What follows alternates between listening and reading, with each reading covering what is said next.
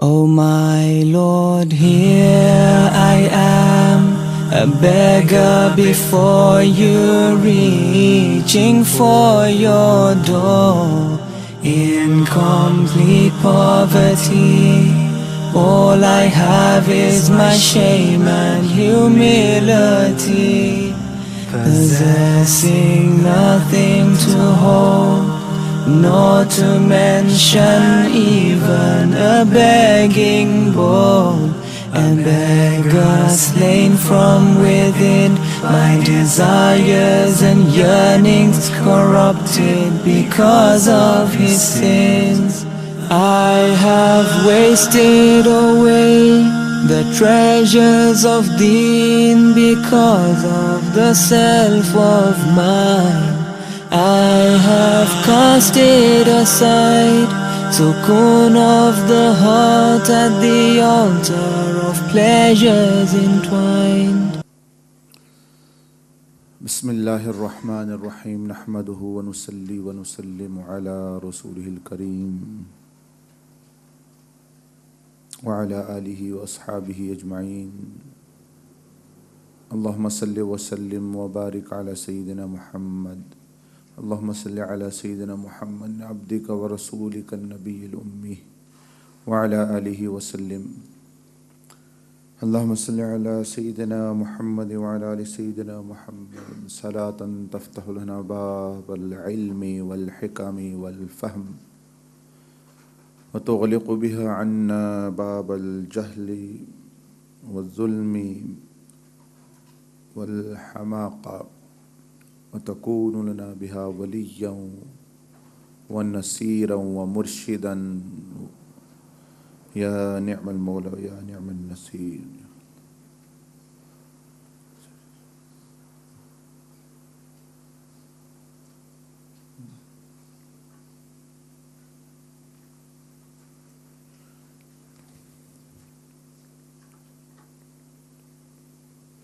Up to now, by the fadl of Allah subhanahu wa ta'ala, in this series, to understand how to reach Allah subhanahu wa ta'ala's closeness in the light of the ascension of the Prophet alayhi salatu wassalam, you have learned about how to wake up from this earthly, sinful, heedless life and how it deceives you.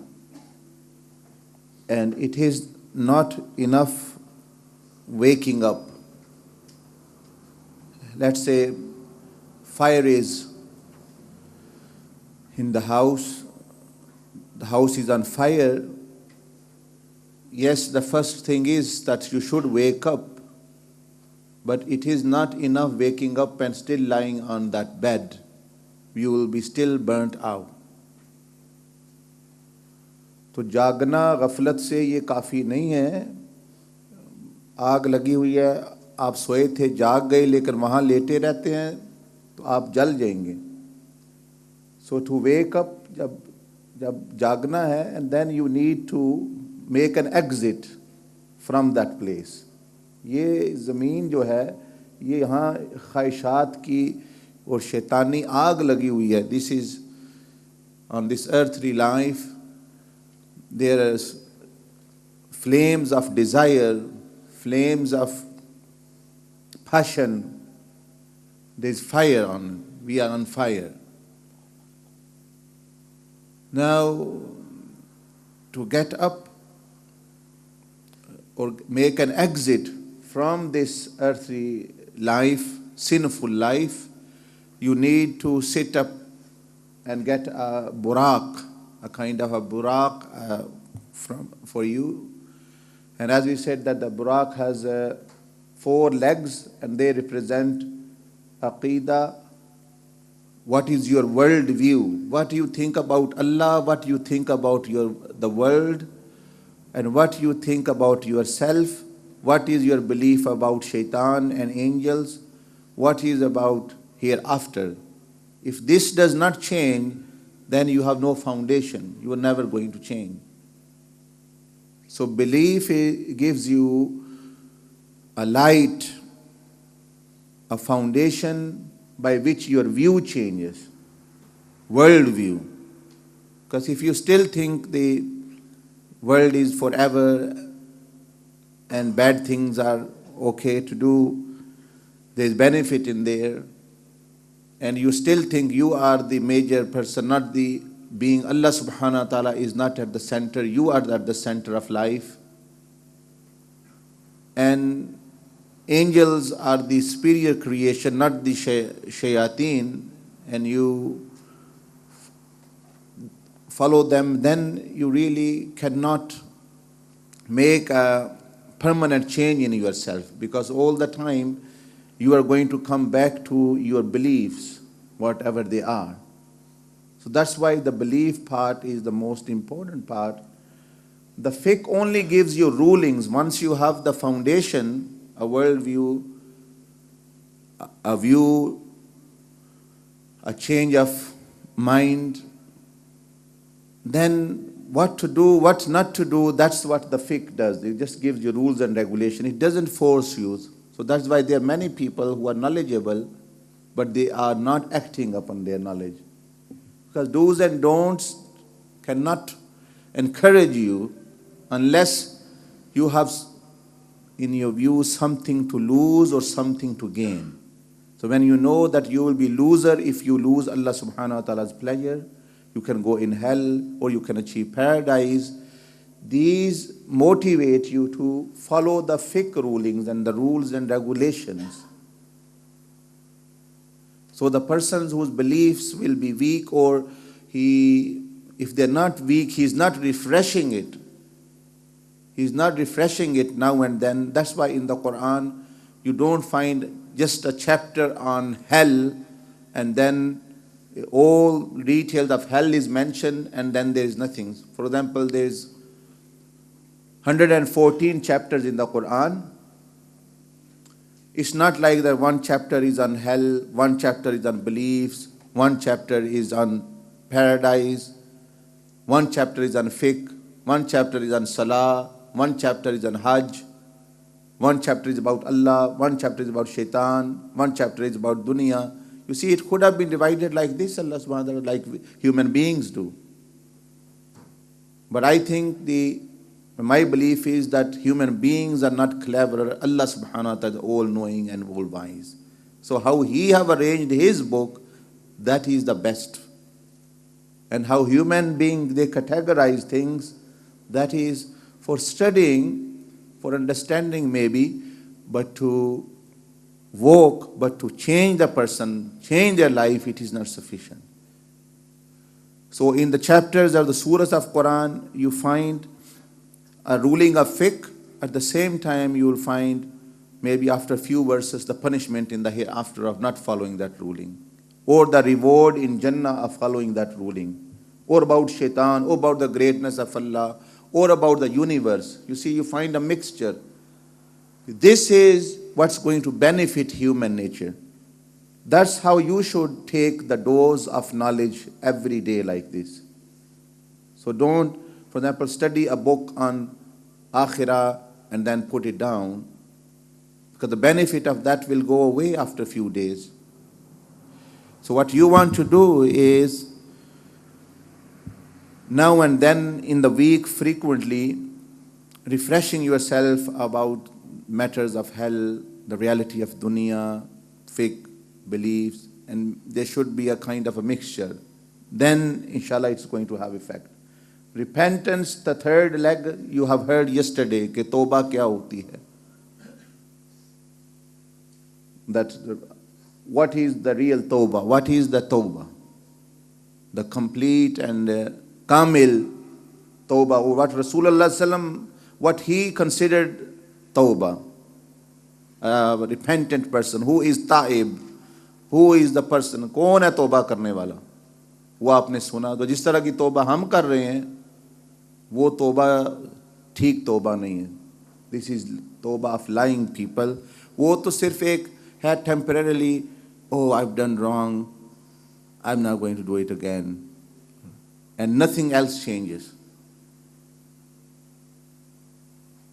वो तो एक, one of the conditions of tawbah is feeling remorse and things. But the tawbah does not complete with remorse, just regret. You are regretting and killing people. You kill a person, and then, I regret I've killed him. Kill another one, I regret again. Kill another one, regret again. वो तौबा, वो माफ़ी होती है. ये माफ़ी नहीं मुझसे गलती हो गई, उस्ताद जी या फलां किसी से भी, मुझे माफ़ कर दो. Allah subhanahu wa ta'ala will forgive everyone if this is forgiveness. If this is maafi, if this is forgiveness, then everyone is forgiven. They can, every day, they say 100 times, Astaghfirullah, Astaghfirullah, Astaghfirullah, Astaghfirullah. Doing again and again 100 times in a day. Everyone saying Astaghfirullah, Allah forgive me, Allah forgive me, Allah forgive me. You are forgiven people then. No problem. But that's not the real forgiveness. Allah subhanahu wa ta'ala does not forgive like that.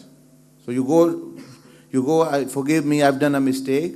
If you have not fulfilled the conditions of that forgiveness, the right person who understands, he is not going to forgive you. Because he knows you have not fulfilled. It's only that you will do it tomorrow again. Please forgive me. माफ़ी दे दो मुझे. मैं इस्तग़फ़ार कर रहा हूँ. अल्लाह से या बंदे से. हुज़ूर इस्लाम से जब तो उन्होंने सहाबा ने गलती की, यानी डिले किया जंग में जाने का, तो फिर आप अलैहिस्सलाम ने उनका मामला अल्लाह के हवाले फरमाया, जब तक दुरुस्तगी नहीं होगी ये तुम्हारी अल्लाह की तरफ से नाज़िल होगी. तो 40 दिन बाद लक़द ताबल्लाहु, अल्लाह पाक ने तौबा नाज़िल की उनकी.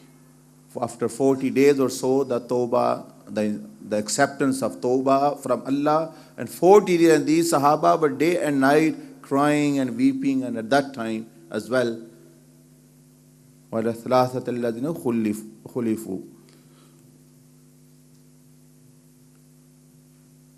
So don't be confused and deluded by maafi and tawbah and forgiveness.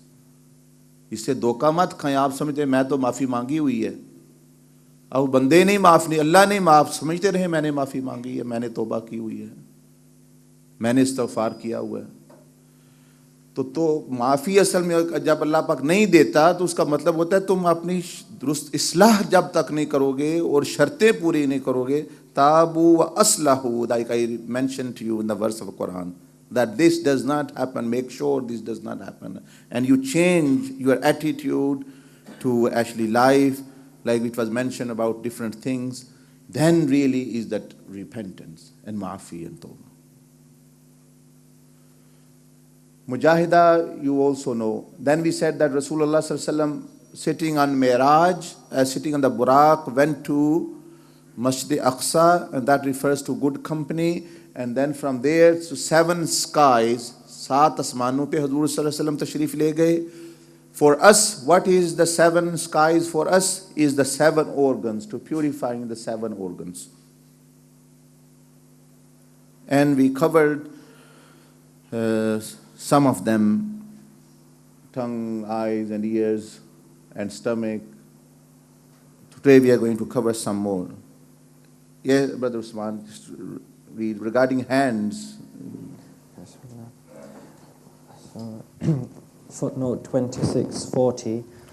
On page 322, page 322. The person traveling the path must keep his hands from reaching towards unlawful acts. For example, he should restrain his hands from caressing unrelated people of the opposite gender. This means touching na-mahram. Caressing, this is referring to touching na-mahram, no matter you are uncle, but it is na-mahram for you, for example, or you are teacher. So for the alim or for the peer or the sheikh, it is not allowed to touch na-mahram in, for example, doing a dam or actually blowing or anything like this, or any other person to touch actually this. He should restrain his hands from using electronic equipment, for example, television, radio, computer, phone, etc., towards unlawful ends. He should restrain his hands from reaching towards the property of others in order to steal it. He should restrain his hands from writing words that will hurt people, and so on. So it means that anything which hands can do unlawfully, that is, if a person purifies, stops from these things, then their hands, they are like on a very, they are reached like the sixth sky. वो तो छठे आसमान पे पहुंच गए जिन्होंने हाथ को रोक लिया. हजूर अलैहिस्सलाम ने फरमाया अल मुस्लिमु मन सलिम अल मुस्लिमून, मुसलमान, Muslim is that person from whose hands and tongue other Muslims are at peace. Min lisanihi wa yadihi. A Muslim is that, but this is definition of Muslim of Rasulullah sallallahu alaihi wasallam. हम तो कहते हैं हम मुसलमान हैं, रोज कहते हैं, and then we are violating rights of people. Allah subhanahu wa ta'ala with the tongue and with the hand, we are doing zulm and all these type of, like, to use any electronic equipment, television, radio, computer, phone, internet, hands are used, driving to places, using hands, things like this. That's what in Tawbah it means, that to cut off these means. If you are misusing them, cut off them. You can live without phone. You can live without internet. People have been living. But you cannot live without Allah, really. You cannot live without Allah subhanahu wa ta'ala, because you will be destroyed. Living without phone or anything is possible. So, saving yourself. Like Rasulullah said, al-Muslimu, Musliman वो है कि जिसकी ज़ुबान से और जिसकी हाथों से दूसरे मुसलमान महफूज हैं, सलामती में हैं. तो ये यही चीज़ जा करती है कि ये मुसलमान बनने, लोग तो कहते हैं ना हम रूहानी बनना चाहते हैं, हम बुज़ुर्ग हैं, हम कहते हैं ये जो तरीक़ या दिस कोर्स ऑफ तरीक़ा मुहम्मदिया is to make you do तौबा and become a good Muslim. ये तो बनो. And these people, many people at this time who say we are shayukh, we are mashayikh, they really are not even teaching these things to people and thinking they are getting very high, teaching them little bit of zikr and eating together and little bit of other things. Really, they are not teaching them even things to become a good Muslim. Let aside things to become a wali, a friend of Allah. So that's why we say, people ask, this course is not the tariq like any other tariq. It is from the baby level to higher level to teach the person, to make a person a good wake up. Others say that you come to us, we'll guide you. You come, I am the Shaykh, you come to us, I'll guide you. Our Shaykh say that even people don't come, you go to them and you actually wake them up if they are asleep. The others say, we are sitting in the center, we are not bothered. If the people who will come will teach, who doesn't come, let him go in hell. लेकिन हमारे तरीके में है भाई जमात में जाना, दावत देना, बाहर निकलना, मुल्कों में जाना और शहरों में सफ़र करना, पब्बों में जाना, क्लबों में जाना, बाज़ार में जाना, कोई लोग जो गलत रास्ते पे हैं उनको भी जगाना है जाके. तो दूसरे तो ये नहीं, वो तो अपनी बेइज्जती समझते. हम क्यों जी एक मुल्क से दूसरे मुल्क या एक घर से दूसरे घर, from one house to another house on the street, हम चल के जाएं किसी के घर? हम तो आलिम साहब हैं, मौलाना साहब हैं, मुफ्ती हैं, पीर हैं. एंड दे से that always the thirsty comes towards the well doesn't go towards the thirsty. कि प्यासा कुएं के पास आता है, कहते हैं कुआं प्यासे के पास नहीं जाता. हम उनको ये कहते हैं कि प्यासा कुएं के पास आता है जब उसमें प्यास हो, जब प्यास ही नहीं है तो कुएं के पास वो क्यों आएगा? When the person doesn't have thirst, then how is he going to come towards the well? Then somehow the well have to approach him to create thirst. और वेल क्या, सबसे बड़ा समुंदर हदायत का, द ग्रेटेस्ट ओशियन ऑफ हिदाया and well of guidance was रसूलुल्लाह सल्लल्लाहु अलैहि वसल्लम. And if you go in the streets of Makkah, sometime in the festivals of mushrikeen in Makkah to give dawah, sometime in the cities of Taif, sometime in other localities, who is greater than him? And these ulama and other people, scholars and peers and mushayukh, they are supposed to follow Rasulullah sallallahu alaihi wasallam. Where are they following him? They're just sitting on their wage and their money in the mosque, and if 10 people come, fine. They are happy, less people have come, less problem, less question they'll ask. 20 people come in the mosque or Zawiya, they're happy. But yes, to take money, they'll go on TV, they'll go on everywhere, actually, give me, give me, give me, give me. But to give them deen, they don't give. पैसों के लिए तो देख रहे हैं ना आपने, उलमा भी, पीर भी चक्कर लगा रहे सारी दुनिया का. टीवी पर बैठे हुए हैं, वैसे बैठे हैं, हमें दे दो अल्लाह के लिए, हम अल्लाह के लिए बहुत काम कर रहे हैं. तो पैसों के लिए वो आएंगे, दीन देने के लिए कहेंगे आप तुम जानो, तुम्हारा काम जाने, हमारा काम हो गया. We have matter. So these are people who are selling the deen for dunya. So ये है matters. So we have an example in the life of Rasulullah sallallahu alaihi wasallam, not in anyone else's. Whoever is closer and following him, he is the real alim, he is the real. So Prophet sallallahu alaihi wasallam was asked, who is alim? आप अलैहिस्सलाम से सवाल हुआ, कौन है आलिम? आपने ये नहीं फरमाया जिसके पास बहुत ज़्यादा इल्म हो, बहुत ज़्यादा उसमें he has very much knowledge of actually this thing. And Prophet sallallahu alaihi wasallam, the one who most fears Allah, he is alim. सबसे ज़्यादा जिसमें खशियत है इलाही, वो है आलिम, जिसकी ज़िंदगी गुनाहों से बची हुई है. और वरना तो इल्म उस तरह को तो शैतान के पास कम है. If it merely knowledge, but he doesn't have khashiyah. And Allah subhanahu wa ta'ala said in the Quran, إِنَّمَا يَخْشَى اللَّهَ مِنْ عِبَادِهِ الْعُلَمَاءِ. إِنَّمَا يَخْشَى اللَّهَ. The really people who fear from Allah are the ulama. This means the one who fears Allah subhanahu wa ta'ala and be obedient, they are the ulama in the sight of Allah and His Messenger. Other is merely narrating knowledge, that is good as a means. लेकिन आलिम की शान उसी में है कि ये जब वो अपने इल्म पर अमल कर रहे हैं. इल्म पर अमल नहीं कर रहा तो उसकी ज़्यादा पकड़ है, वो दूसरों को गुमराह करेगा. So they should be teaching these things, what Rasulullah sallam simply to al-Muslim. आप अलैहिस्सलाम इस तरह भाई हाथों को संभाल के रखो, ज़ुबान को संभाल के रखो, शर्मगाह की हिफाजत करो. वो तो ये तालीमात देते रहे सारी ज़िंदगी. वो हमारे यहाँ लड़ा रहे हैं, they are causing conflict with each other. This is Wahhabi, this is Flan, this is this. When you have the truth, Rasulullah sallam also preached the truth. But when you preach the truth, the falsehood automatically goes away. Falsehood actually just goes. When the light comes, darkness goes away. But if the darkness is there and you are not bringing light, just condemning the darkness, darkness is bad, curse on the darkness, etc., etc., nothing is going to happen.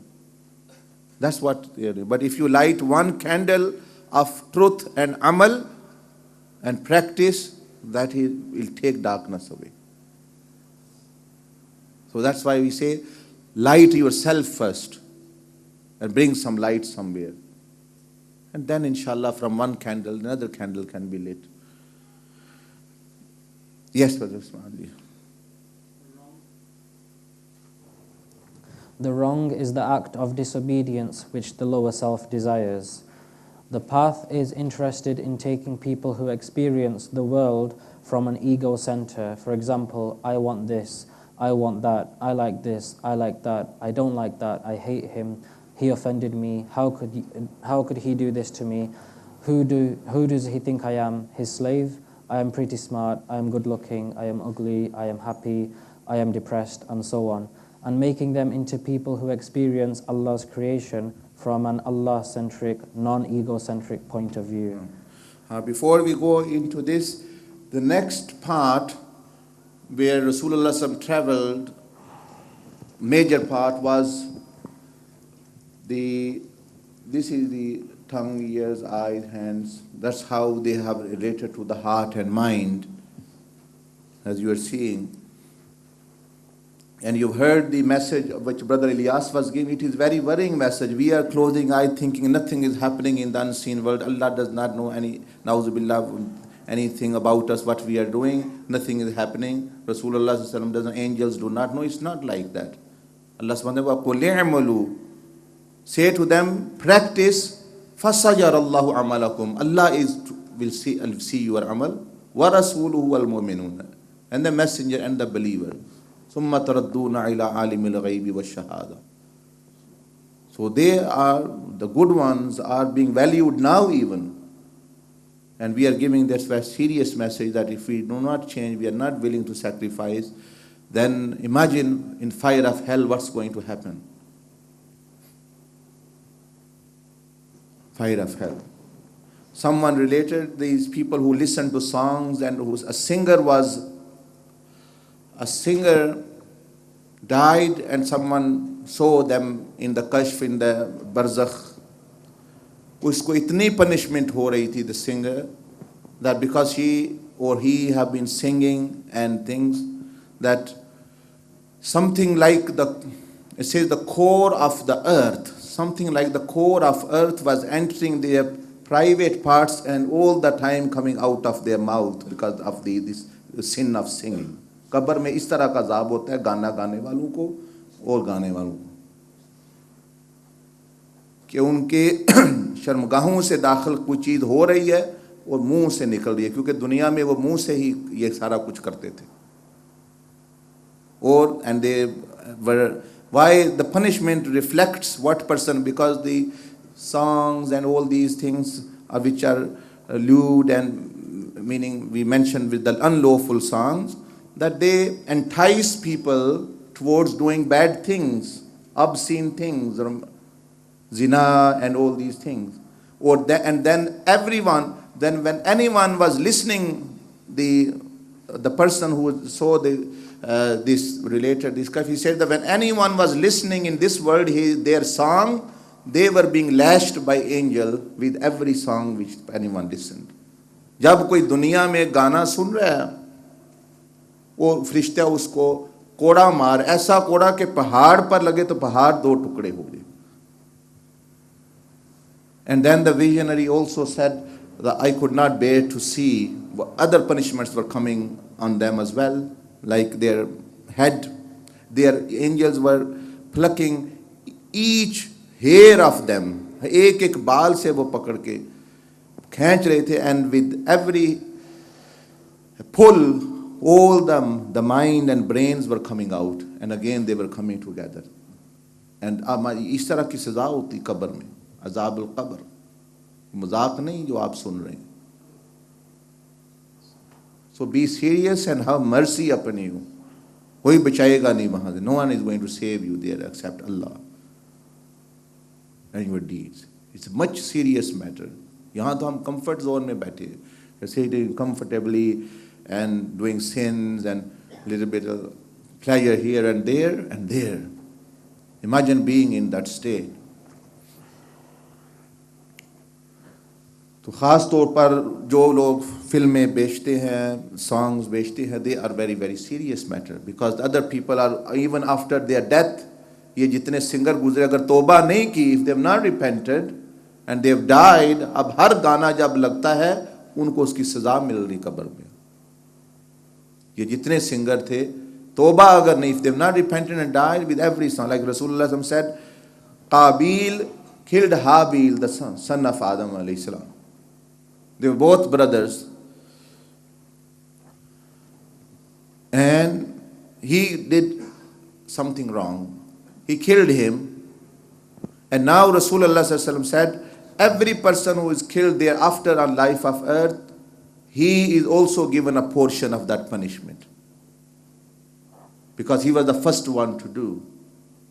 And now we can also see that those people who think we are descendant of a prophet, we are descendant of a wali, even if we do wrong thing, we have, तो वो आदम अलैहिस्सलाम का direct son है, उसकी तो बख्शिश नहीं हुई.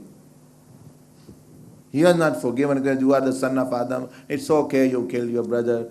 Doesn't matter. You are a son of a great person, Sayyidina Adam alayhi salam. और आज तो कहता है जी मैं person says I am, my great grandfather was a wali of Allah, and I am the devil of time. It won't matter that what they are, unless actually that you change. If Hazrat Adam alayhi salam's son and Nuh alayhi salam's son, who are one of the great prophets, they had been punished because of wrongdoing, and today's who are giving you, I am descendant of such and such peer, I am Gaddi Nashin, I have this, you will be also forgiven because of me, I can pray for you and things. These people are just taking you on a trip to hell, themselves and you as well. So be sure, these are the stories of Quran, of Hazrat Nuh alayhi salam and Hazrat Adam alayhi salam. Yes, if the minor sins are doing, major sins they are protecting them, then people are forgiven. Minor sins are forgiven because of many amal, then barakats of ancestors also come. But if a person is rebellious, then it's a matter of great concern. So don't be confused by it. Okay, we read it, note 26. 43. 42 आपने पढ़ा now. Yes, carry on. The person traveling the path must try to bring to mind throughout the entire day that Allah is watching over His creation and that He knows all. The person traveling the path must continue to do this until there are no periods of time during the entire day in which he is unaware of Allah's watching over His creation. Now, as I was saying that we are going towards from the 7 organs, when then Rasulullah sallallahu alaihi wasallam went to Baitul Ma'mur, where Prophet sallallahu alaihi wasallam went in the night of Miraj, the Kaaba above the heavens. Although there is this Kaaba is also all the angels of the lower heavens, they also worship Allah subhanahu wa ta'ala in direction of this Baitul Ma'mur. So there is a part of it on every sky. Baitul Ma'mur ko jo Baitullah, uska ek hissa har asman par hai. Every sky has a Baitullah, which is under, but on the top, the highest one and the most closest to Allah is Baitul Ma'mur, the Kaaba above the 7 heavens. There Rasulullah sallallahu alaihi wasallam went and saw the angels were doing the tawaf of the Kaaba. आप अलैहिस्सलाम वहाँ तशरीफ ले गए, वहाँ फरिश्ते तवाफ कर रहे थे काबा. So what does the Baitul Ma'mur or the Kaaba of heavens and the angels surrounding it, what does it mean for us? For us, it means purification of the mind. Your brain is like the Baitul Ma'mur, and the thoughts which actually are circling are like having pure thoughts. Once you reach this stage, it's as though you've reached there. That's your Miraj. Rasulullah sallallahu alaihi wasallam, in between Miraj, this came, Baitul Ma'mur. He reached here. For me and you, after 7 organs, if we think our mind and the thoughts wandering in the mind should be pure like angels, we have reached Baitul Ma'mur. So look, purification of the mind. Angels doing tawaf, it's the example of thoughts in you. So try to understand कि हुजूर अलैहिस्सलाम के लिए तो बैतुल मामूर में जाना वो मेराज का एक हिस्सा था. हमारे लिए 7 के बाद दिमाग को पाक सोचें फिरें, हर वक्त पाक और साफ सोचें, ये है बैतुल मामूर तक पहुंचा. It's like reaching Betul मामूर. We are not going to go in heaven or anything. For us, this is the ascension. For us, this is the journey to Allah subhanahu wa ta'ala. 7 skies represent 7 organs, and Baitul Ma'mur represents the mind, and the angels represent the thoughts. So we are going to learn about the mind now. So Brother Usman, if you can come on, and everyone on page 319 from the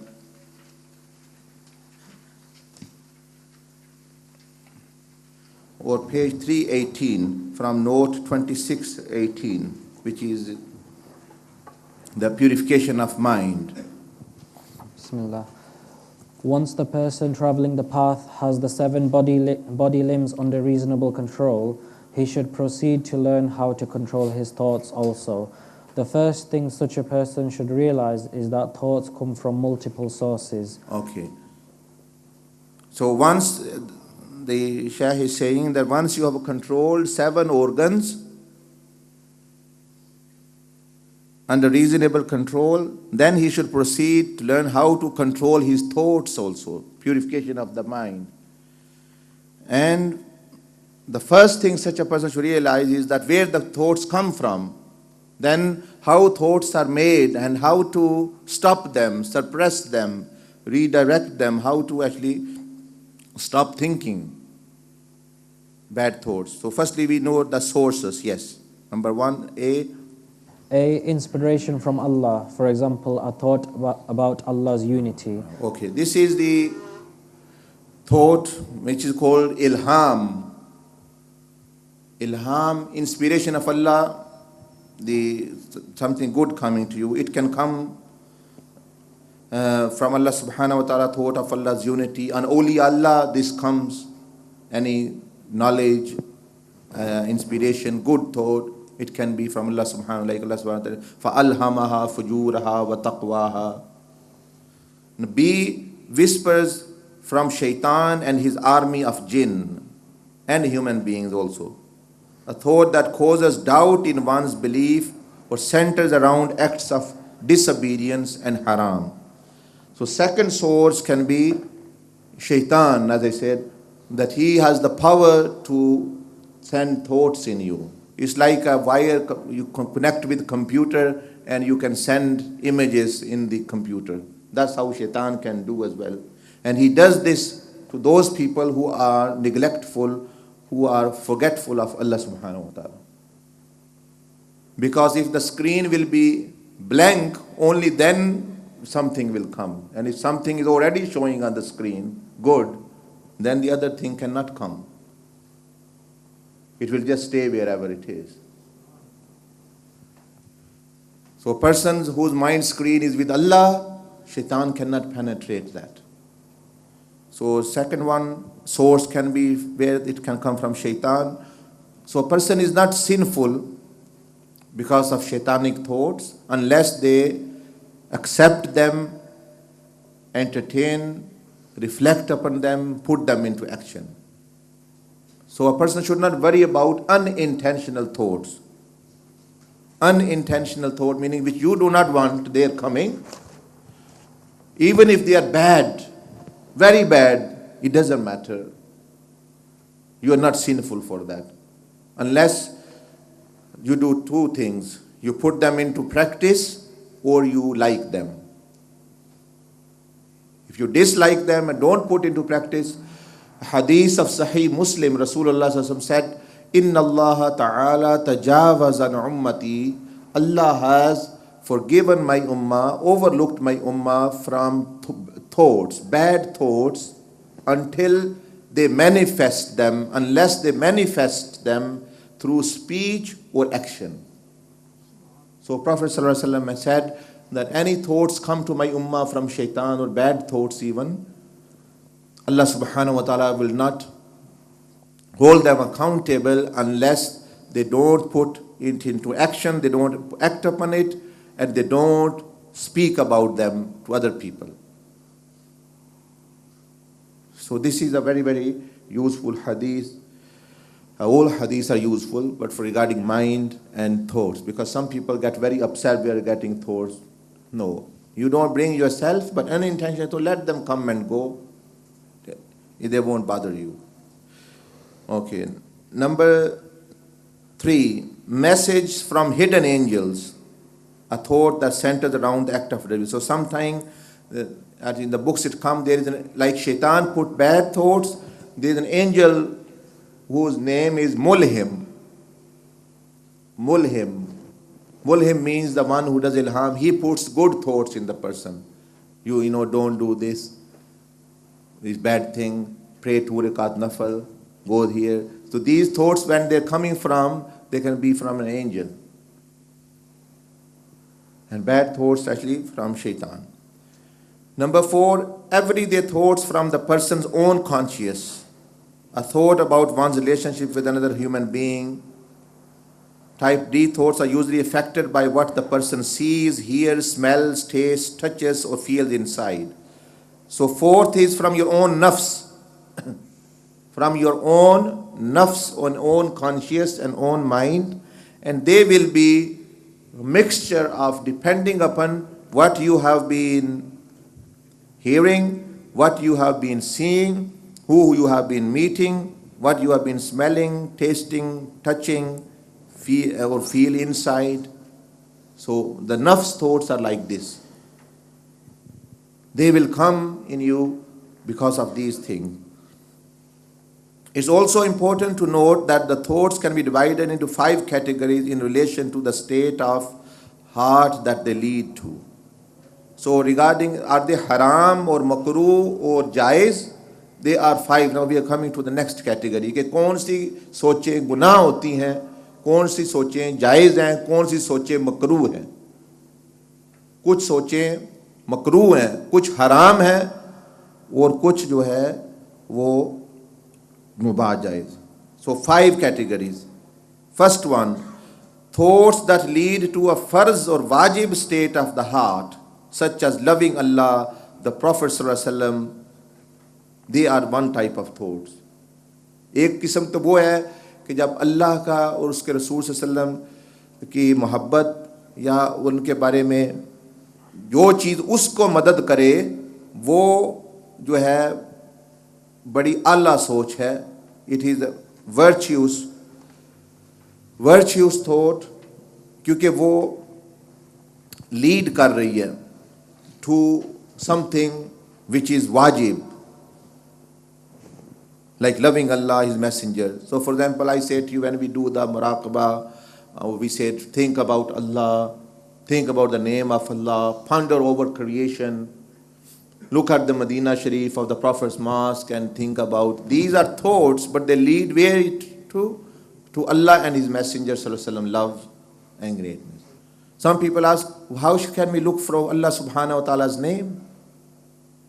Where is the evidence for that? I say that Allah subhanahu wa ta'ala said, Inna fi khalqis samawati wa ikhtilafil layli wan nahari la ayatil liulil. Allah has said, in every my creation are my signs. So if in the sun is there, you look at the sun, you find the sign of Allah. Allah said, yatafakkaruna fi khalqis sama. They ponder, they do muraqabah and reflect over the creation of heavens and earth. So if looking at the moon is a sign of Allah, if looking at the sun, sky, rain, trees, animals, if looking at you even is a sign of Allah, you are creation of Allah as well. Then you are asking a question about looking at the name of Allah subhanahu wa ta'ala. That what is that? That is the greatest sign to Allah subhanahu wa ta'ala. Looking at trees, outside rivers, that Allah subhanahu wa ta'ala, ponder over them, think about them. They are signs to Allah. La ayat, they are signboards to Allah subhanahu wa ta'ala. And a person says the signboard to Allah subhanahu wa ta'ala is the other creation, and Allah's name itself is the greatest signboard to Allah. It is the name of Allah, the person, the being itself. So this is category 1 to thought which lead to. Number 2, thoughts that lead to mandub, meaning optional, rewardable, nafal states of the heart, such as preferring others over oneself in one's heart. यानी वो सोचें कि जो किसी जायज़ काम की तरफ, अच्छे नफल काम की तरफ ले जाती है. कुछ सोचें ऐसी होती हैं, कुछ सोचें हैं जो वाजिब, जो ज़रूरी सिफतें हैं दिल की, उनकी तरफ ले जाती है. मसलन अल्लाह रसूल सल्लल्लाहु अलैहि वसल्लम से मोहब्बत करना, ये ज़रूरी है. तो कुछ सोचें उधर ले जाती हैं, कुछ सोचें जायज़ कामों की तरफ, यानी मुस्तहब. Now we go on page 319. Thoughts, number 3, that lead to mubah states of the heart, such as happiness or depression, which are not lawful or unlawful, we can say, but they are just mubah, lawful, yani jaiz. So thoughts which leads to happiness or depression or any these thoughts would be considered lawful, mubah. Number 4, thoughts that lead to makruh states at the heart, such as miserliness of heart. Thoughts which lead to makruh states of the heart. तो ऐसी सोचें जो मकरूह अमाल की तरफ बंदे का दिल ले जाएंगी, बंदे का ख्याल और अमल ले जाएंगी. And finally, thoughts that lead to haram states, which we are going to cover inshallah soon, of the heart, such as arrogance, envy, hasad, they are these.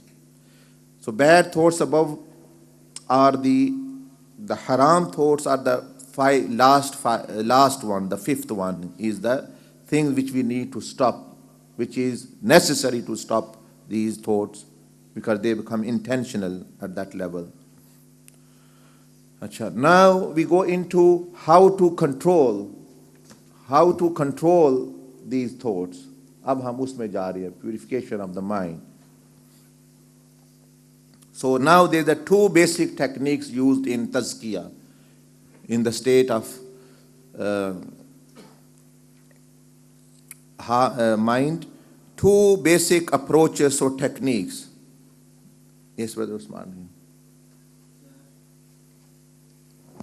There are 2 basic approaches to thought control. A. Suppression, i.e. stopping the thought altogether. This is the method taught by the teachers of the path and is the harder one to learn.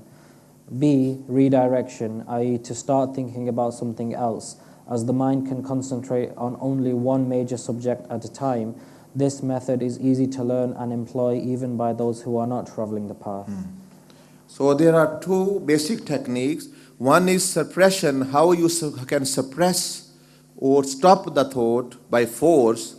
This method is a little bit difficult. We'll go into some detail how you can use that as well. But the other which our mashayikh and mostly they use and they tell people is redirection.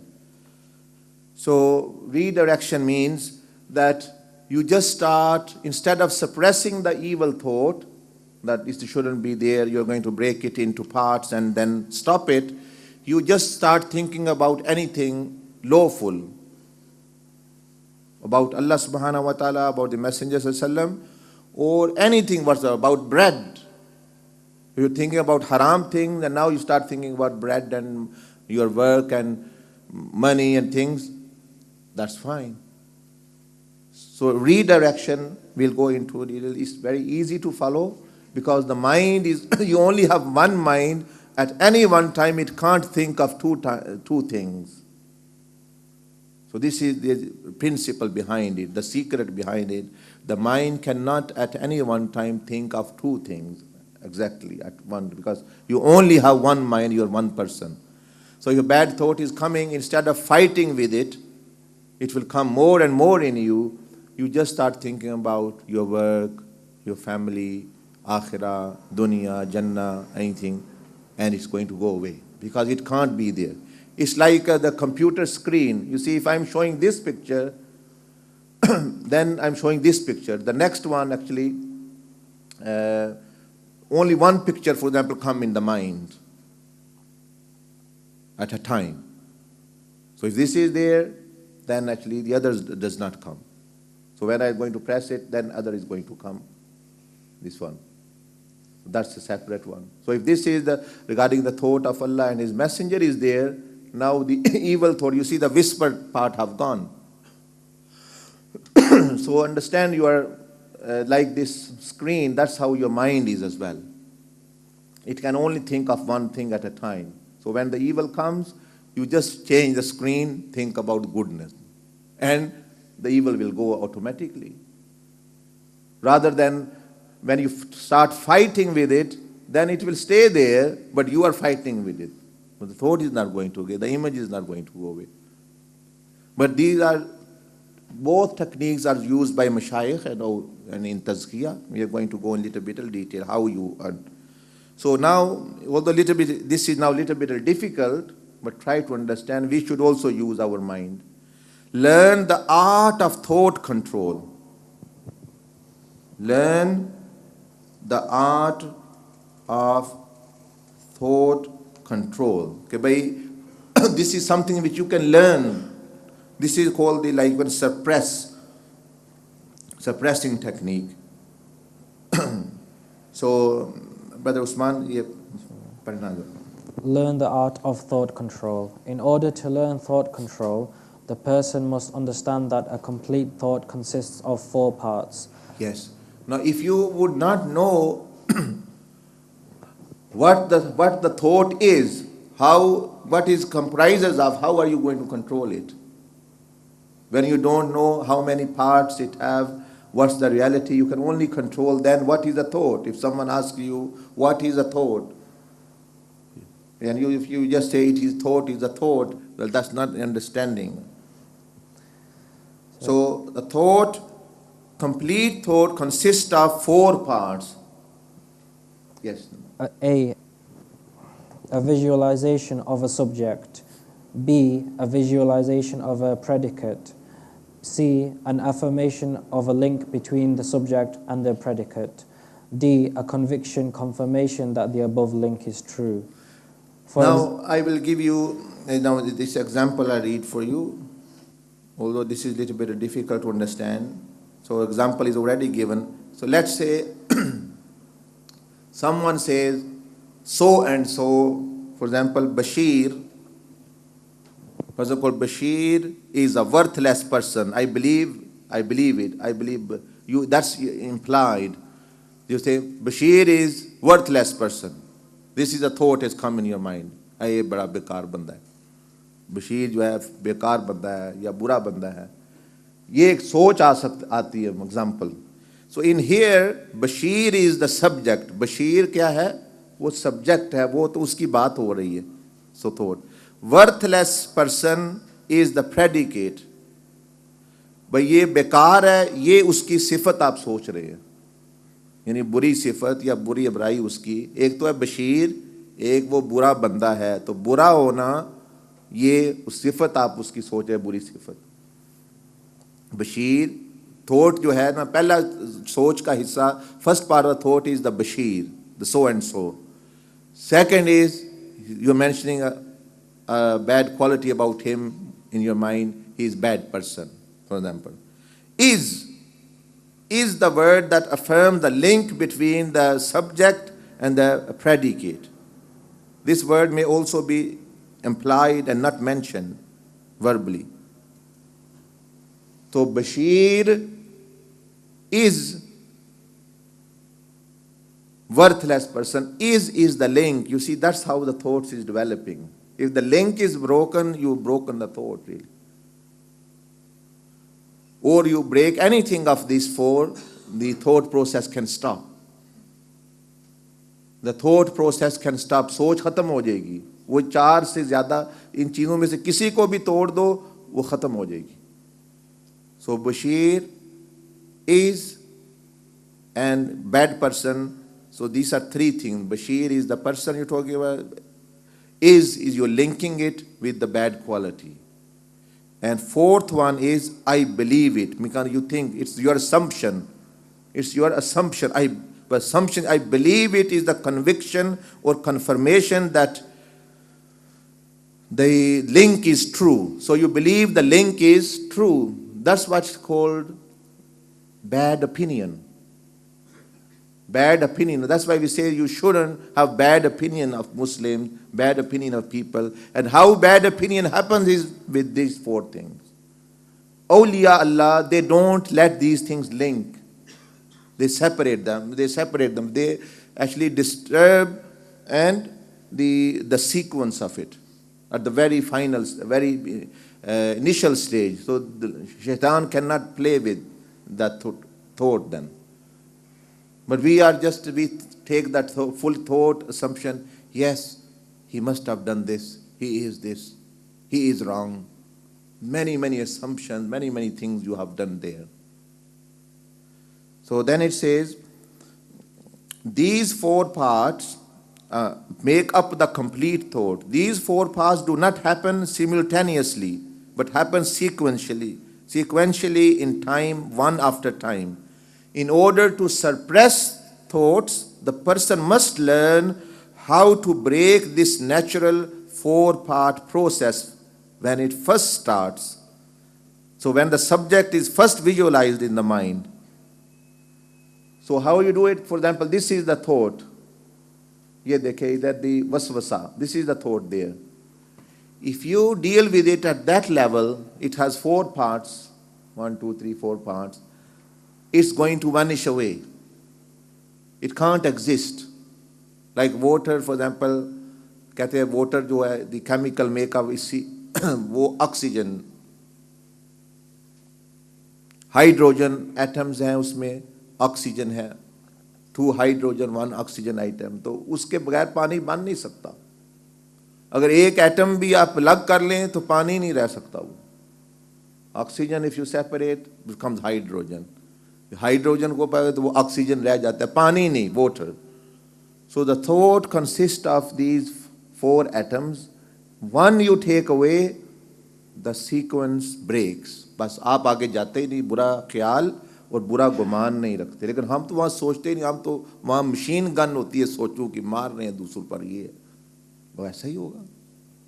तो अल्लाह सुब्हानहु व तआला से इन कुरान, इन्ना बअज़ ज़न्नि इस्म, कि गुमान ना किया करो.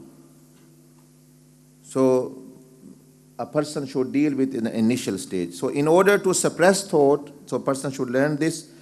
How? This can be learned. ये practice कर सकता है बंदा by constant day-long practice for about half a year, 6 months they have said. But we say about 30 days. In our course, in 30 days this is achieved. The first level of purification. This is done by invoking a blank state in the mind which crowds out the bad thoughts, subject and predicate every single time the bad thought starts occurring from the time the person wakes up until the time goes back to sleep. This is one way. Second way to do is, or it can be learned by placing oneself in extreme difficult situations. Supervised, continuous, solitary remembrance of Allah, khalwat, for a few days. As such will lead to a state of shock in which thoughts stop. Then the person can attempt to constantly stay in the state of shock by repeating his previous difficult activity. But this is a really difficult exercise. In that Tariqa Muhammadiyya course, very easily a person is asked that for 30 days you just observe any sinful thought, any bad thought comes, just don't entertain it, just actually reject it. You do it 30 days in, day out, the mind becomes trained then to some extent. Then there are next levels of purification. And then he says something more about thoughts, but we can go in the details of the 10 levels of purification of mind, that how you can then connect to Allah subhanahu wa ta'ala. एक ये भी है, how you can connect to Allah subhanahu wa ta'ala. In Tariqa Muhammadiyya, we cannot go in detail of those 10 levels. After a person have cleared his mind, he doesn't entertain bad thoughts, he is taught the technique how you can remember Allah subhanahu wa ta'ala even through worldly activities. So for example, you are working, you are going out, you are walking, you're cooking, you're cleaning, you're doing business. Even those things can remind you of Allah by using that technique. And what is that technique? We cannot go in detail. Very simply I mention. Technique is that whenever you do something lawfully, you're going to sleep, you're going to eat, you're going to meet a person, you are going to wherever, in the heart you say to Allah subhanahu wa ta'ala, oh Allah, grant me goodness in whatever I'm going to do and save me the evil of it, what I'm going to do. This thought connects you with Allah. For example, you're going to meet a person, you're going on an interview. You say, oh Allah, in the heart only, Enable me to speak rightly. If this job is better for me, give me. So these thoughts are going to connect you with Allah subhanahu wa ta'ala. If a person is misbehaving with you, he is swearing at you, you still can apply this in the heart. Say, oh Allah, let this person stop. Save him from these bad things, bad speech, and the effects of shaitan, and give me sabr, for example. You can apply. Even you are going to toilet, you can actually, you still pray to Allah subhanahu wa ta'ala. So it's a state of mind that connecting with Allah, you can, at the second level, you can acquire. So whatever worldly, you are making sandwiches, or you are making whatever cars, you are going to your work, or a letter comes in the post, you can think, you can train your mind to say, oh Allah, save me from if I have any evil in there, save me and give me the good, and if there is any problem, help me if the letter is regarding that. Anything you can apply this. And then whole of your working life, cleaning, household cleaning, bringing up children, they all connect you with Allah subhanahu wa ta'ala and the Messenger sallallahu alaihi wasallam, because you do it in the way of the Prophet sallallahu alaihi wasallam. So ye to ho gaya, very briefly touching upon the second stage of purification and the second major level of Miraj. After that, you see, we started from here.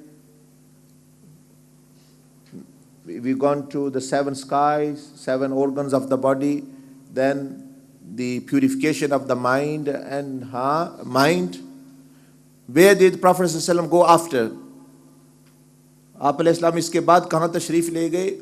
इसके बाद, after this, Rasulullah ﷺ went towards where Jibreel ﷺ could not go, towards the Arsh of Allah subhanahu wa ta'ala.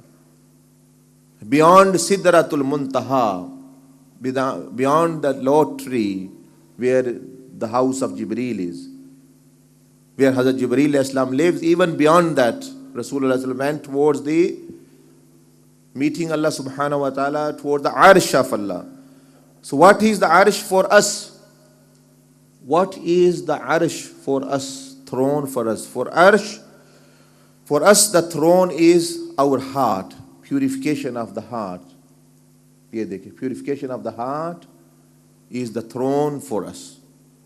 दिल को पाक कर लेना, ये हमारा, हम गोया अर्श पर पहुंच रहे हैं. दिमाग को पाक करना, गोया बैतुल मामूर पर पहुंच रहे हैं. दिल को पाक करना, ये गोया अर्श पर, we are going on the throne of Allah subhanahu wa ta'ala, which means the purification of the heart.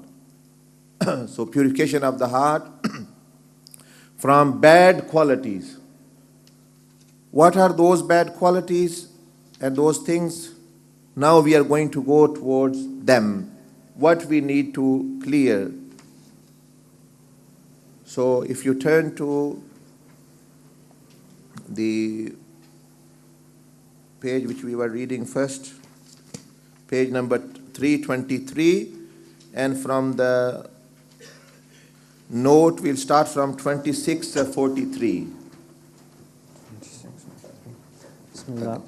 The person traveling the path must try to bring to mind throughout the entire day that Allah is watching over His creation and that He knows all.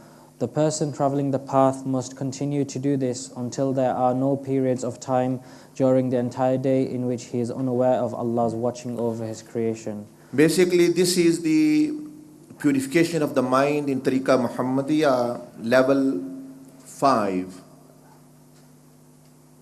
In that, a person tries to achieve this. There are 10 levels. In level 5, and also from the beginning, person tries to achieve this state. Allah is with me, Allah is all aware, watching over His creation and me, and he develops this quality that most of the day he stays in this thought. He's dealing with people, but through Allah's presence. He's speaking with people through Allah's presence. He's talking, he's doing work, everything, but through Allah's presence. It's like everything filters through Allah subhanahu wa ta'ala's presence. Now we are coming to the important part of the states of the heart. So the feet is quite simple, not traveling not driving, not traveling towards places of sin to meet unlawfully people and do any unlawful acts. So the person traveling the path must watch over his heart all day long and make sure that it does not go into the following 20 major unlawful states or qualities. 20 जो है गुनाह है, जो दिल के गुनाह हैं. 20 bad qualities of the heart and soul a person should stop, purify. That's what purification of the heart refers to. तो वो अब हम पढ़ेंगे. Yes, number 1. Number 1, showing off for people by performing acts of worship for them. Rather, all acts must be done for Allah alone. So what does this mean? This means riya, that you are worshipping Allah, but internally you are trying to achieve fame and name and praise from people. You are praying, you are giving charity, doing good deeds, and working, teaching, learning Quran, teaching Quran, or helping the needy and poor. But in mind, back of mind, you have people will praise me, I'm going to get a good name. This is called riya. So you are not really worshipping Allah subhanahu wa ta'ala. Outwardly you are worshipping Allah, and inside you are worshipping yourself. बाहर से तो अल्लाह की इबादत कर रहा है बंदा और अंदर से अपनी इबादत कर रहा है. इसको कहते हैं रिया, ostentation, showing off, doing is for other people the good deeds. अच्छा, number 2. Number 2, conceit or feeling that one is doing slowly and very clearly.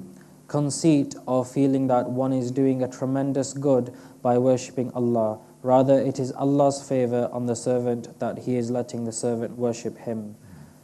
This is called ujub as well, that feeling that one is doing a tremendous good by worshipping Allah subhanahu wa ta'ala. Rather, it is Allah's favor on the servant that He is letting the servant worship Him. Because we sometimes enter into this state. People tend to think, I am doing some favor to Allah. I am experiencing hardship and I am doing favor. And I explained the other day that no person does favor to Allah. Allah subhanahu wa ta'ala said in the Quran, In ahsantum li anfusikum. If you do good, you are doing it for yourself. You are the beneficiary, not Allah. Man amila salihan fali nafsi. Whoever does amali salih, he is doing good to himself. He is taking himself in Jannah, not Allah in Jannah. Allah is free from these things. وَمَنْ أَسَاءَ فَعَلَيْهَا. And who does bad, the sin will be upon him. Like I mentioned, some punishment of the grave of a singing person. आपको बताया है, तो वो अब उसको नुकसान हो रहा है. दूसरे तो DVD और CD खरीद रहे हैं. मैं फैन हूँ, आपका भी वही नतीजा होगा अगर ऐसे ही रहे. अगर फैन बनते रहे, उन्हीं के साथ हशर होगा. जिसके फैन होगा उसी के साथ लगोगे. सीधी बात है. रसूलुल्लाह सल्लल्लाहु अलैहि वसल्लम said, Al-mar'u ma'a man ahab. Every person will be the one who he is fan of. And the Sahaba became very happy. Ya Rasulullah, we are very happy today because we are your fan. We love you more than you. We will be with you.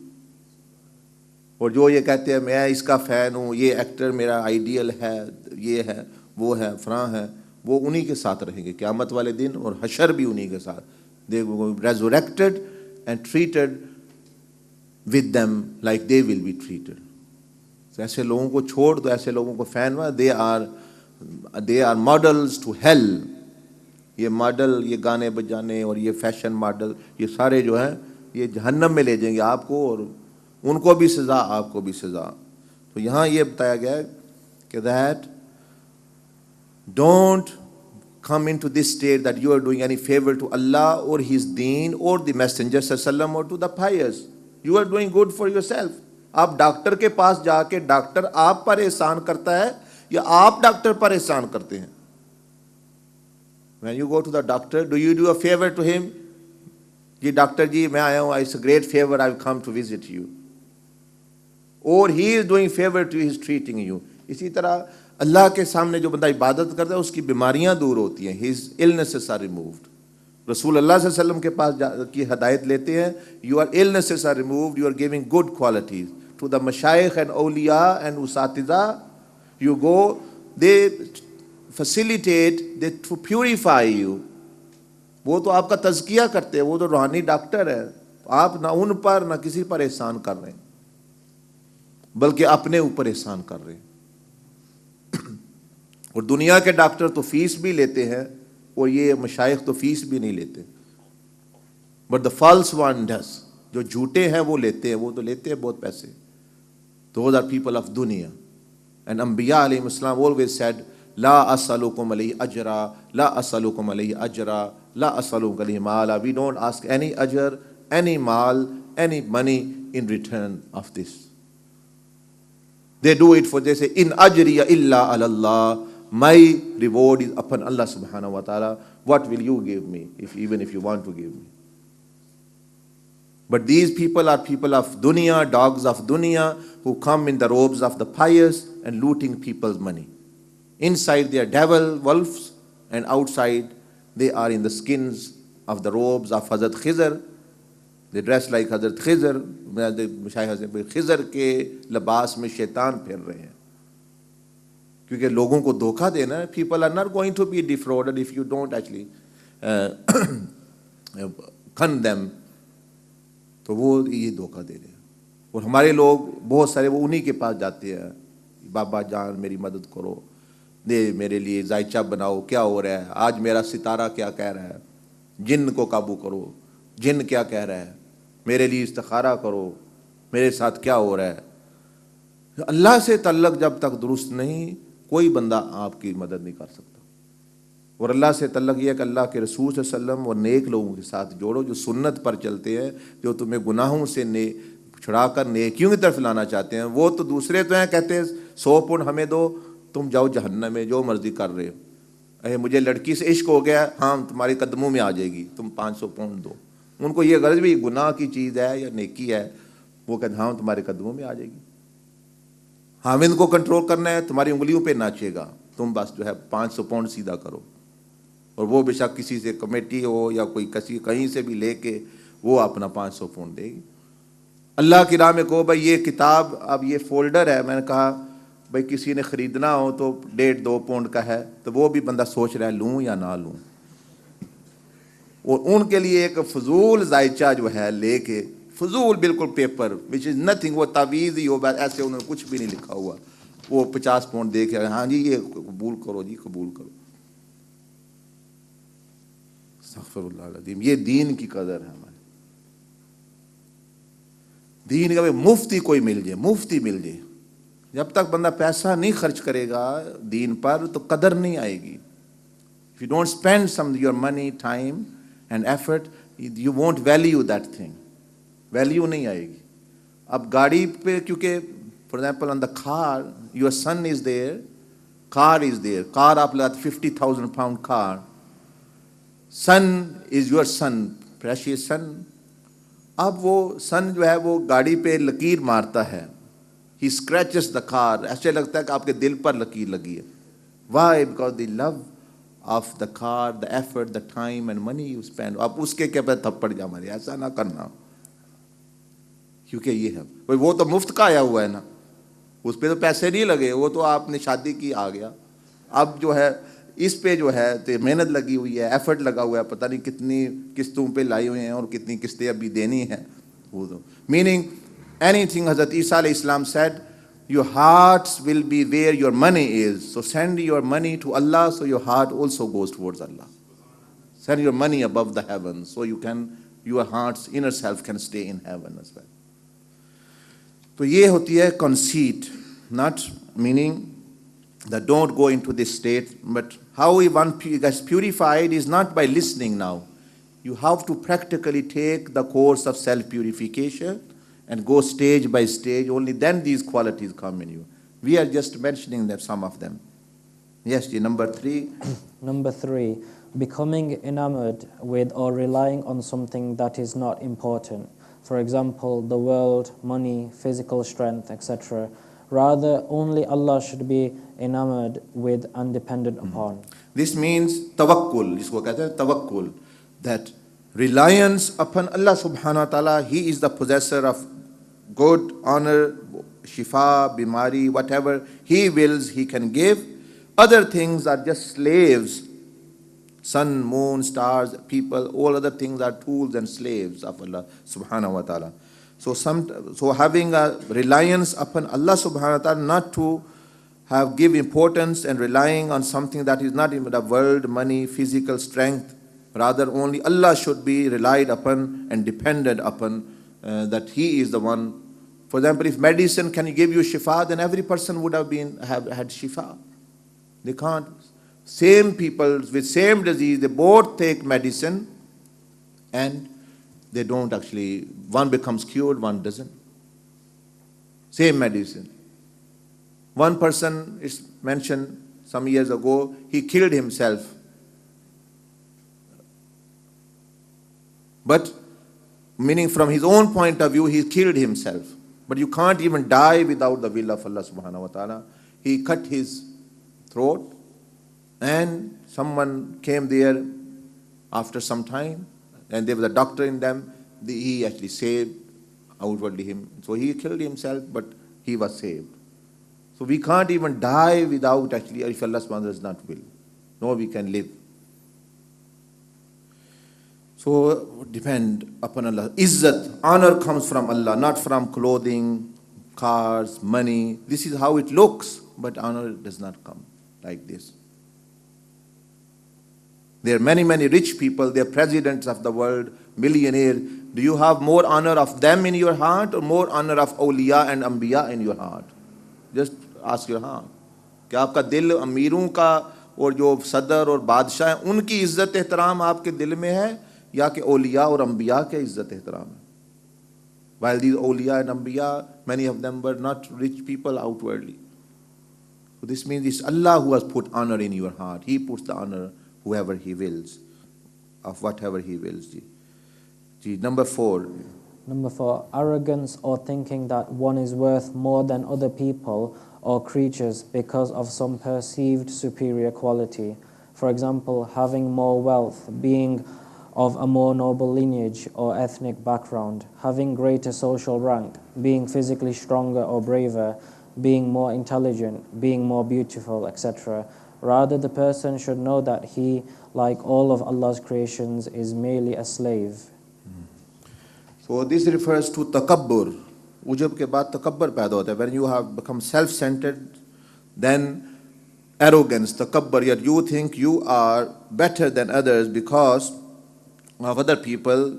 It might be something like wealth, like Allah subhanahu wa ta'ala said, Inna Allah la yanzu. Allah does not look at your wealth and your colors and forms and your bodies. وَلَكِنْ يَنْظُرُ إِلَىٰ أَعْمَالِكُمْ وَقُلُوبِكُمْ. But Allah looks at your deeds and hearts. Or someone can say, for example, that I am more better because noble lineage, ethnic background. मैं जी फलां बुजुर्ग की औलाद हूँ और इससे वो तकब्बर कर रहा है दूसरे, इसकी इजाज़त नहीं है. If he is, good for him. It's an honor.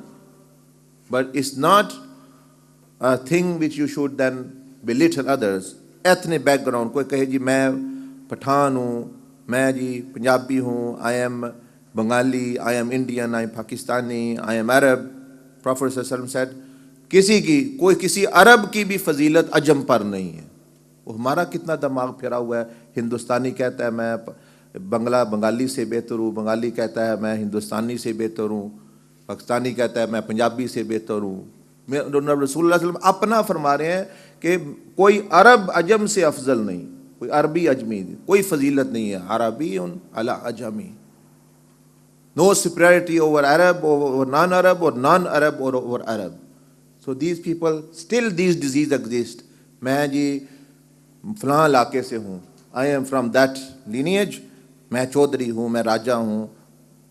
No harm in there for identification purposes. But if you use it as actually to boast upon others and thinking that, oh, he is from that. So some people, for example, would not marry or would actually say that, no, this is from that tribe, I am not going to marry. Our daughter should marry this person from our tribe, etc. So Rasulullah said, Fazila is by taqwa only. Taqwa. Ya ayyuhan nas, O humanity, O human beings, inna khalaqnakum min dhakari wa unsa. You have been created from one man and one woman, one female man. وَجَعَلْنَاكُمْ شُعُوبًا وَقَبَائِلًا. You are all ethnic backgrounds and your different qabilas and tribes and different professions are there just for identification purposes. You can identify each other. Inna akramakum indallahi atqakum. The most honorable in the sight of Allah is the most muttaqi, the most obedient, the most person who follows sunnah of Rasulullah sallallahu alaihi wasallam. He is the most honorable. No matter he is from Africa, from Australia, from America, from England, UK, from wherever they are. They're all sons of Adam, daughters of Hazrat Hawa.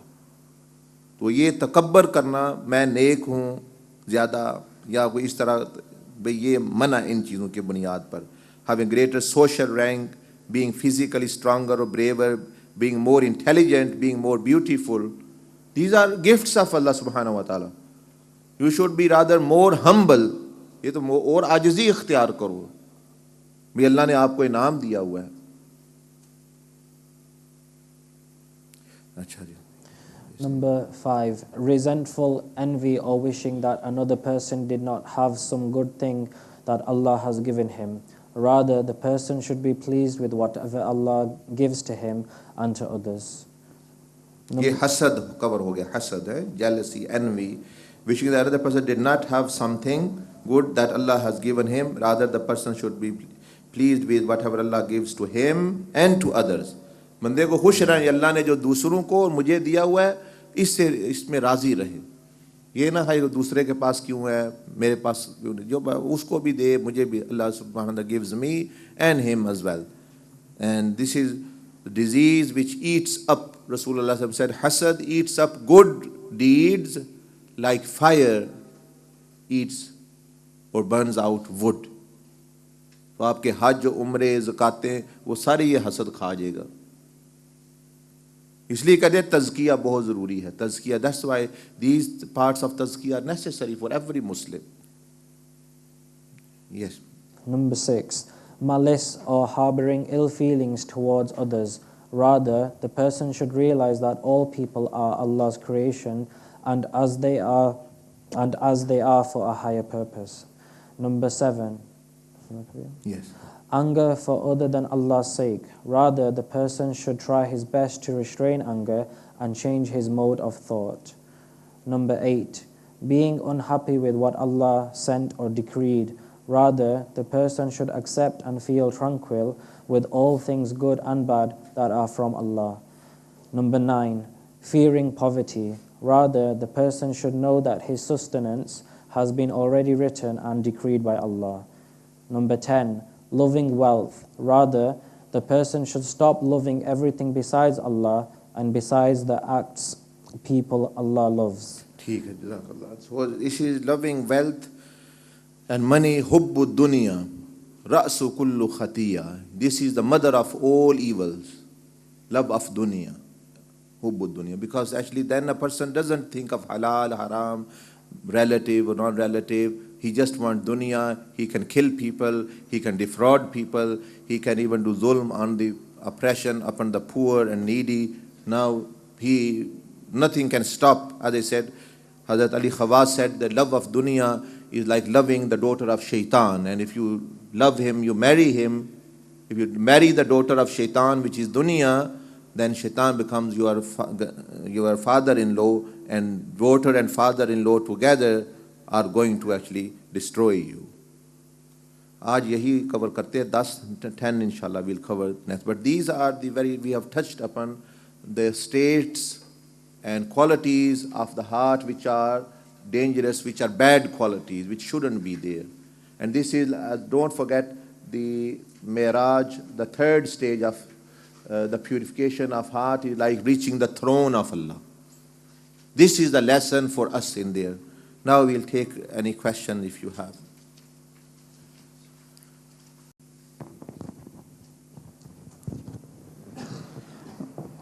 Bismillahirrahmanirrahim. Assalamu alaikum wa rahmatullahi wa barakatuh. Wa alaikum assalam wa rahmatullahi.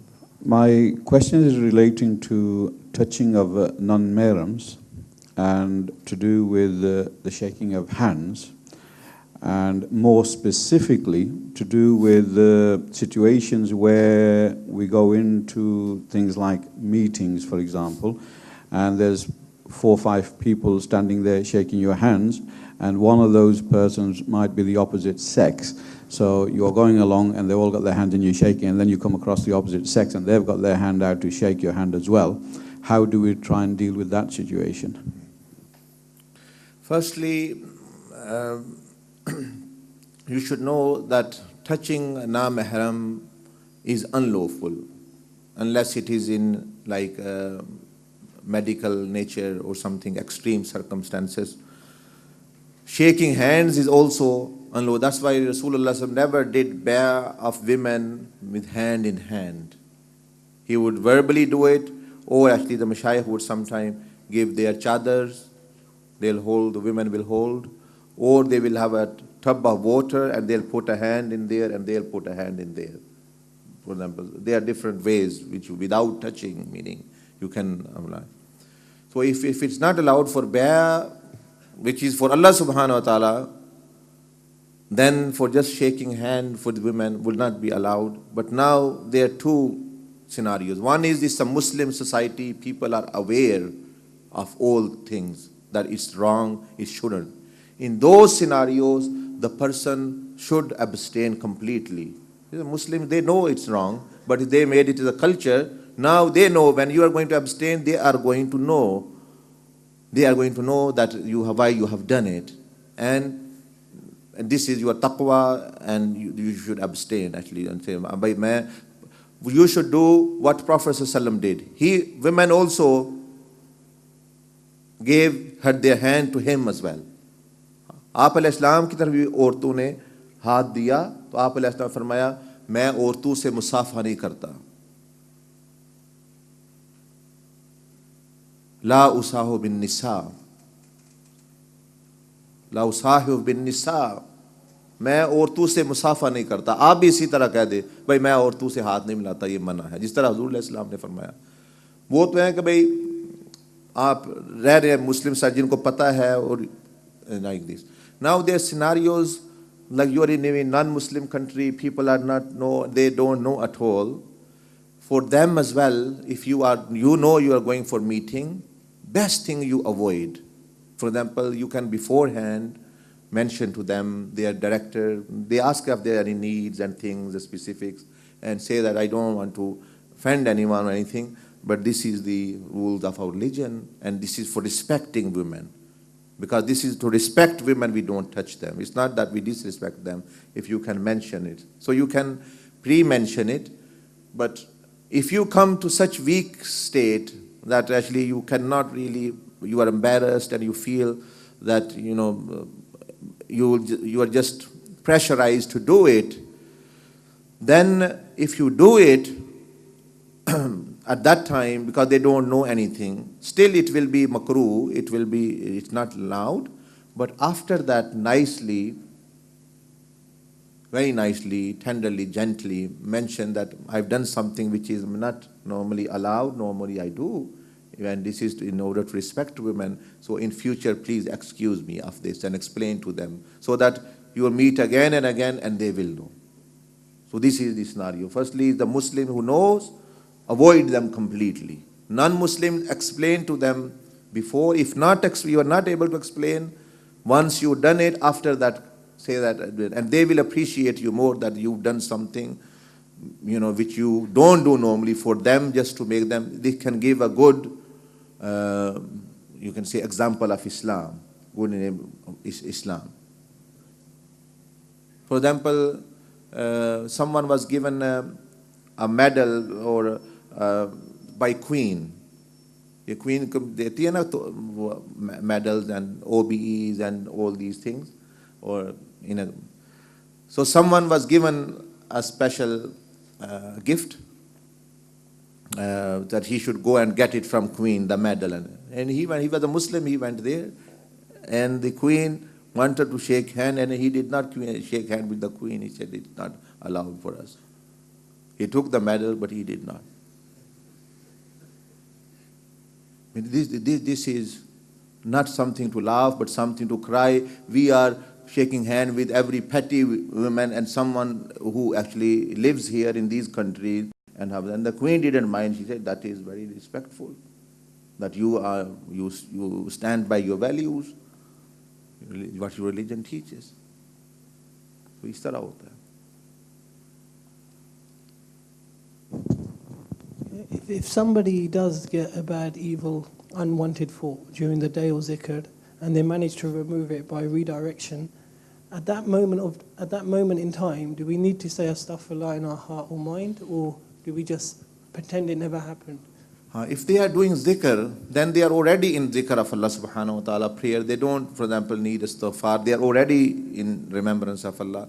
But if they were just sitting, doing nothing or doing any worldly activity and these thoughts occur, then yes, astaghfirullah wa atubu ilayhi. It means that, oh Allah, I ask forgiveness from this bad thought and I turn to you. So a person can do. But if you're already doing prayer and zikr, then you shouldn't do istighfar, because that can affect your prayer, can break you.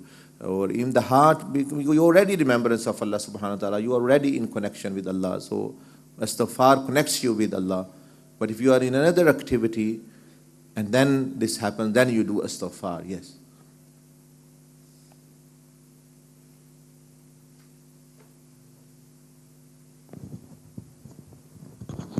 Assalamu alaikum. Wa alaikum assalam wa rahmatullah. You mentioned about thoughts that you're not sinful for, thoughts that you're not responsible for. How do you distinguish between thoughts that you are responsible for and thoughts that you're not responsible for? How you distinguish between thoughts which you are responsible for and which you are not responsible for. And the brother is mentioning that I mentioned that we are not responsible for some thoughts, and the distinguishing is very easy. Any thoughts which are involuntary thoughts, you are not responsible for. That's how you distinguish. Voluntary thoughts, you are responsible for. Or in some cases, if the thought is involuntary in the beginning, so shaitan puts something in your mind, evil, you are not sinful for that. But then voluntarily you extend and you make an extension out of, you plan it. That the moment where your intention and your power of voluntarily you will enter in that thought, that moment of time you will become responsible. That moment of time. Unless, otherwise if it's unintentional, coming a million times, it's not bothered. But the shaitan puts a thought about, let's say, a new film has come out, or about some unlawful activity, or defrauding someone. You are not sinful for that, but rather you will get virtue for disrupting it. You will get reward from Allah subhanahu wa ta'ala by suppressing it even. But if you think, yeah, yes, that's a good idea, it never came in mind before, I should now think how you can do. Then actually from that moment you are responsible. And if you still suppress it, after you still get reward. But once you do the action, then you get the thought of the sin as well as the action. Once you put it into action, then you get the thought of the sin as well and action. But if before putting into action you neutralize it, then it is a great reward for you. As I said, the Prophet ﷺ said, no matter what bad thought is coming, if you don't put into action, Allah subhanahu wa ta'ala has forgiven to my ummah. All those, actually, person is liable for punishment, but Allah has forgiven out of His grace and mercy, that I'm not going to punish you upon your thoughts.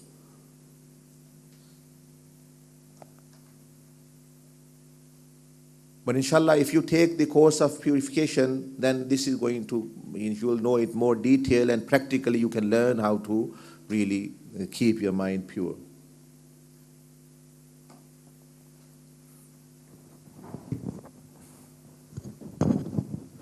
Bismillah ar-Rahman ar-Rahim.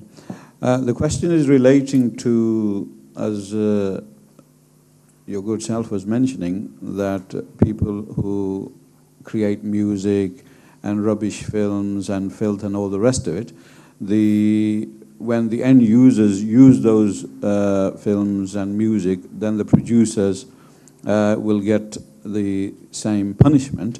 What I want clarification for the record is that the people who are involved in the distribution and the shops and the shop sellers, they will be punished exactly the same. Can you please clarify? Allah subhanahu wa ta'ala is the best judge. Everyone will be punished according to their level of contribution and involvement. So there will be different degrees. For example, Rasulullah sallallahu mentioned punishment for alcohol, that anyone who makes alcohol, who sows plants to actually sow the grapes for alcohol, who transports alcohol, who actually 10 type of people, they said they all in the punishment. So a person should be very careful, but obviously to the degree you are involved, your punishment is going to be according to that.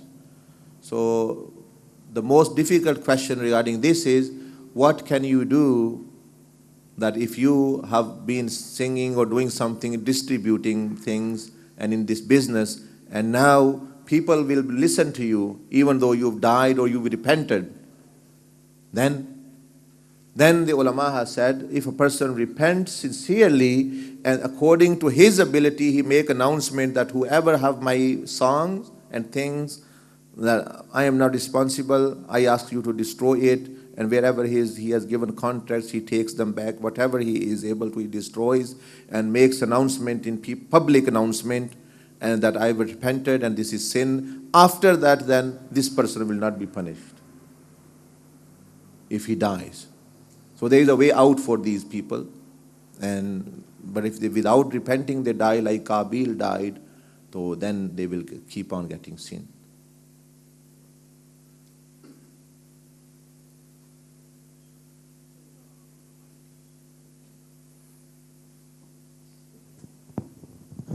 I know the mind purification is on the second stage of the self-purification course, but I was just thinking for the benefit of viewers online maybe, and brothers who haven't started the course or who might not be starting the course while we're here, would it be an idea just to give a quick summary of, I'm just looking at the picture on the wall now, of that, maybe a 5-minute summary.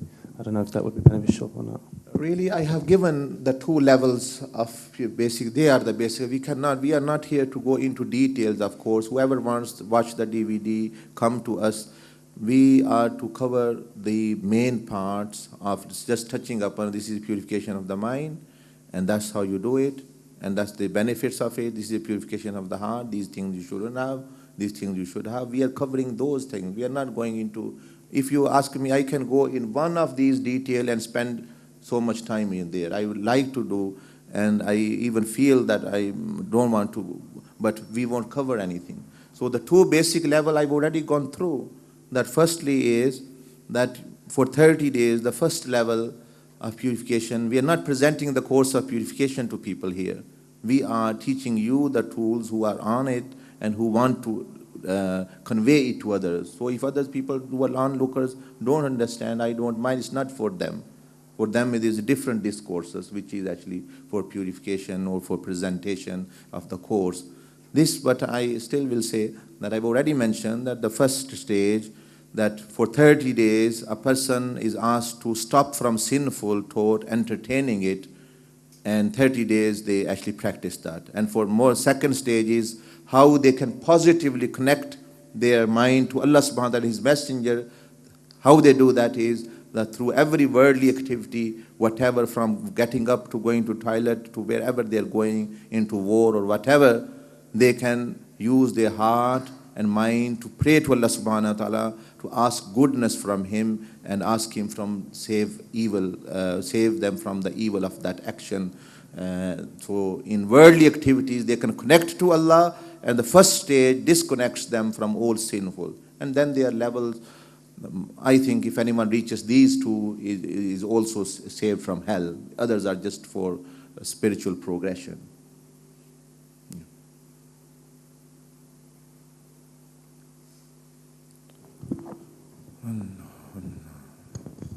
Assalamu alaikum, Hazrat Sahab. I'm 62 years of age, but I have sat in majlis and etc. But Hazrat Sahab, I like to say that even though I've been on the tariq for almost 10 months, I have tremendously learned a lot and practically from sitting in itikaf. And I don't know how I can put this into words, but I think what you are teaching here at the level for a lay person to understand in a simple words, Allah rewards you, and those brothers who go on the tariq and etc. I know I have benefited from this already. The keeping up to putting this into practice is going to be a test, and I hope that we can stay steadfast. Inshallah, this is a prayer of yours. May Allah subhanahu wa ta'ala accept it. And really, this is like you were saying, the knowledge which our youth, women at home, other people outside, even non-Muslims, they can't disagree with these things. They need these things as well. They want these things as well for their generations, to be a good citizen of the country, to be a good Muslim, you need this thing. To be successful in Akhirah, you need. So that's what I'm saying, that you focus, people who are here, you are more important, you understand or not. So from tomorrow, I want all of you to understand, no matter onlookers, see on the internet, people who come first day, I'm not bothered, I'm not sitting for them. So I'm sitting for you.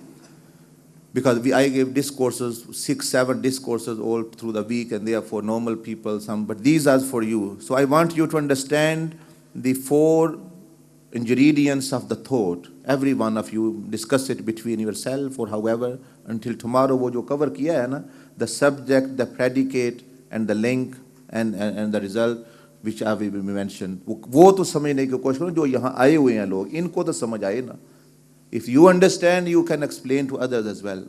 वो जो 4 things हैं, how a thought is made of, how to disrupt and suppress it, and how to learn that art. And if you try it, you will see wonders that it just breaks up the sequence. Because Shaitan puts these things as as a whole in us, and we take it as a whole. But if we know how to actually disintegrate it, then he can't become very successful. So, inshallah, what you are saying, it is necessary. That's why whole world is waiting, and they want people, human beings, jinnat, others, they want actually to reach Allah subhanahu wa ta'ala, or they want to become good Muslim, they want to become good husband and wife, or good human being, good citizen.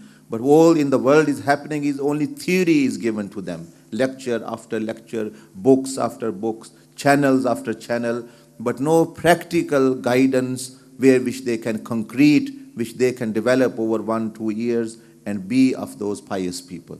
And you can be, why you don't become the tool of it? According to your level, you can become tool of it, benefit yourself and others.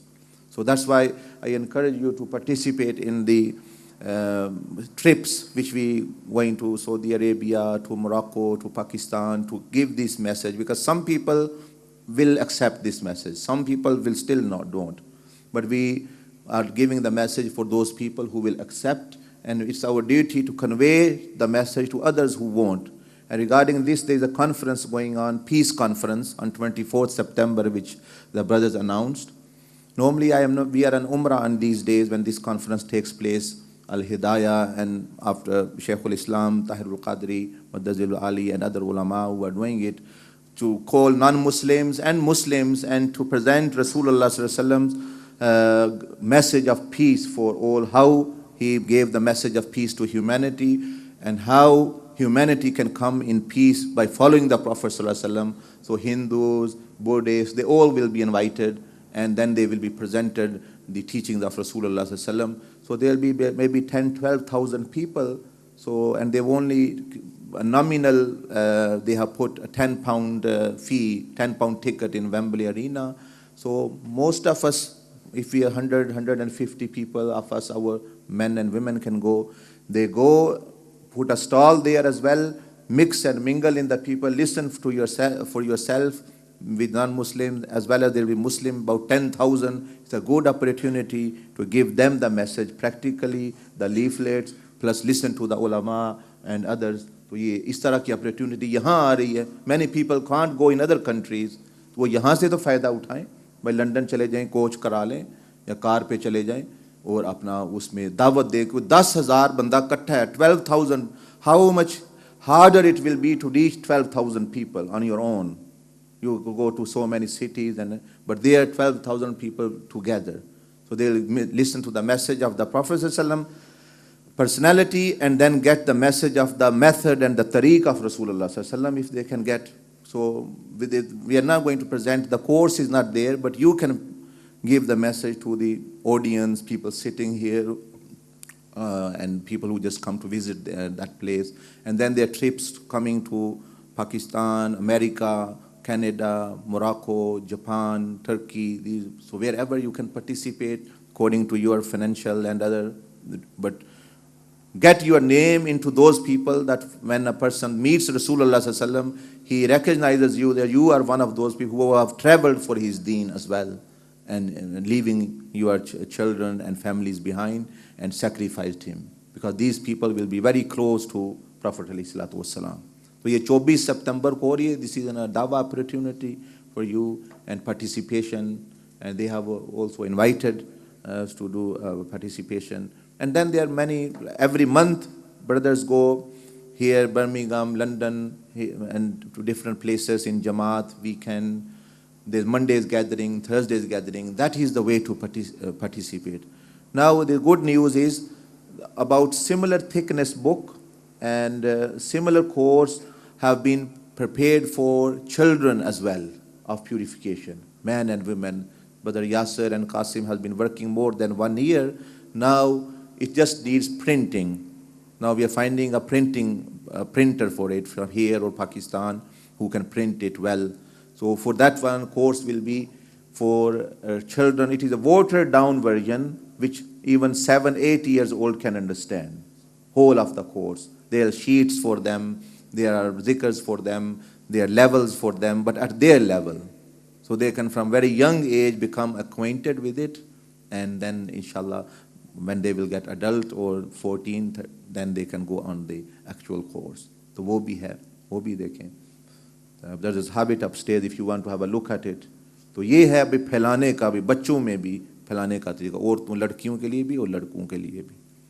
So this is something which we leave as a legacy behind, conveying the message. That's what Rasulullah left. He left a book and he left a message and a way and a methodology and his sayings, and people from centuries are benefiting. If you do that, also people will benefit over centuries and you will get the reward for it, and you will get actually higher level closeness to Allah subhanahu wa ta'ala.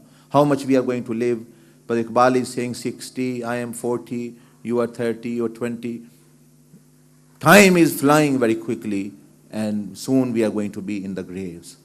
And then we won't get this opportunity to come back. Even if we say to Allah subhanahu wa ta'ala, every minute we will be giving dawah and practicing deen, we are not going to get. Now we have, and we are sleeping.